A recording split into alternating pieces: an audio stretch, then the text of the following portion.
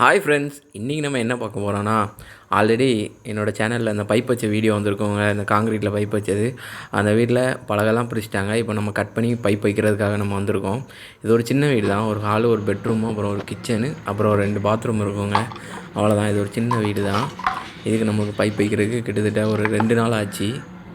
ஒரு நாள் ஃபுல்லாக காடி எடுத்து உடச்சிட்டு, அப்புறம் அடுத்த நாளும் கொஞ்சம் லைட்டாக உடைக்க வேண்டியிருந்துச்சு. எல்லாம் உடச்சி நம்ம எல்லாமே பக்காவாக நம்ம காடி எடுத்து பண்ண ஆரம்பித்தாச்சு. ஃபஸ்ட்டு பாருங்கள், பொருள்லாம் நாங்கள் வந்து வுட் பாக்ஸ் தான் மேக்ஸிமம் வைப்போம்.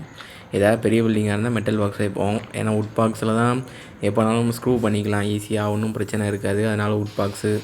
அப்புறம் இந்த ஏசிக்கெலாம் நாங்கள் 2 மாடல் மெட்டல் பாக்ஸ் வச்சுருவோம். ஏன்னா நாளுக்கு நாளில் வந்து வுட் பாக்ஸ் வாங்கினா அது நல்லா இருக்குது. அதனால் 2 மாடல் வச்சுருவோம். அதுக்கப்புறம் நாங்கள் காடி எடுக்க ஸ்டார்ட் பண்ணியாச்சுங்க. வீடியோ ஸ்டார்டிங்கில் எடுக்க முடியல, அதனால் இடையிலேருந்து எடுக்க முடிஞ்சுது. இந்த மாதிரி நாங்கள் வெட்ட ஆரம்பித்தாச்சு. காடி எடுத்து ஃபுல்லாக மிஷின் போட்டு உடைக்க ஆரம்பிச்சிட்டோம். ஃபுல்லாக மிஷின் தான் யூஸ் பண்ணுவோம். ஏன்னா கையை வச்சு உடைச்சா ரொம்ப நேரம் ஆகும். அதனால் ஃபுல்லாகவே மிஷின் தான் நாங்கள் யூஸ் பண்ணுவோம். நம்ம கட்டிங் மிஷினில் வந்து பவர்டெக்ஸ் கம்பெனி வச்சுருக்கோம். கட்டிங் மிஷினில் பவர்டெக்ஸ் கம்பெனி ரொம்ப நல்லா இருக்குங்க. நல்லா உங்களுக்கு ஒரு 1800 தான் வரும். ஆனால் நல்ல ஒர்த்தாக இருக்கும். அது மாதிரி இந்த ட்ரில்லிங் மிஷின் வந்து தூம்தார் வச்சுருக்கோம். இப்போ ஃப்ளிப்கார்ட்டில் வாங்கினது. ஓரளவுக்கு பரவாயில்லாமல் இருக்குங்க. நல்லா இருக்குது ஓரளவுக்கு. இப்போ தான் யூஸ் பண்ணிகிட்ருக்கோம். யூஸ் பண்ணிட்டு அதுக்கப்புறம் நம்ம ரிவ்யூ சொல்கிறோம்.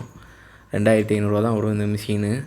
பாருங்கள், உடச்சி நீட்டாக எல்லாம் நல்லா ஆழமாக உடச்சி பக்காவாக நம்ம எல்லாம் செட் பண்ண ஆரம்பித்தாச்சு. 2mm பைப் தான் நாங்கள் இதுலேயுமே செட் பண்ணுறது 2mm தான். சிலவங்க 1.5 யூஸ் பண்ணுவாங்க. நாங்கள் இதுலேயுமே 2mm தான் யூஸ் பண்ணுவோம். பாருங்கள், இதெல்லாம் இந்த கேபிளுக்கெலாம் உடச்சி வைக்கும்.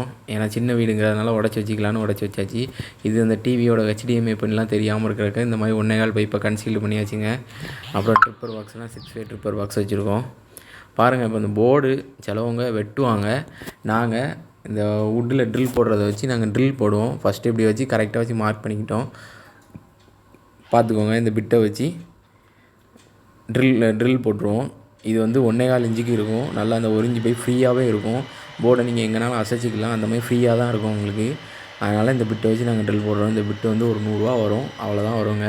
நீட்டாக இருக்கும். ஒர்க் பண்ணும்போது நீட்டாக இருக்கும். போர்டை வெட்டினா போர்டு சில போர்டெலாம் நொறுங்கிடும். நம்ம வெட்டுற இடத்துல ஆணி வந்துடும். ஆணிலாம் வந்துச்சுன்னா அந்த போர்டு ஒன்றுத்துக்கு ஆகாமல் நொறுங்கி போயிடும். சில இடத்துல பார்த்திங்கன்னா நல்லா செலக்டே போட்டுலாம் வச்சுருப்பாங்க. அதை பார்க்கும்போது அந்த போர்டெலாம் ரொம்ப நாள் ஆயுசு இருக்காது. இதுனா பிரச்சனையே இல்லாமல் ஒர்த்தாக இருக்கும்.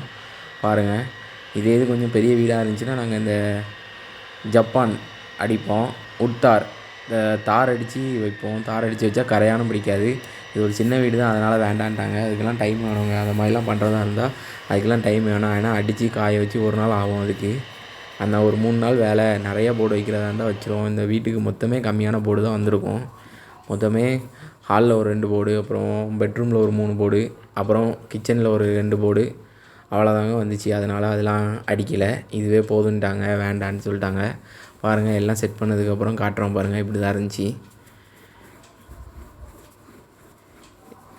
பாருங்கள் எவ்வளோ நீட்டாக பண்ணியிருக்கோன்னு. நீட்டாக வயர் இழுக்கிறதுக்கெலாம் மேக்ஸிமம் மேலே வந்து நாங்கள் அவ்வளோவா சர்க்யூட்டுக்கெலாம் தனித்தனியாக பைப்லாம் போட மாட்டோங்க. ஏன்னா காங்கிரீட் வந்து ரொம்ப பைப்லாம் போடக்கூடாது காங்கிரீட்டில்.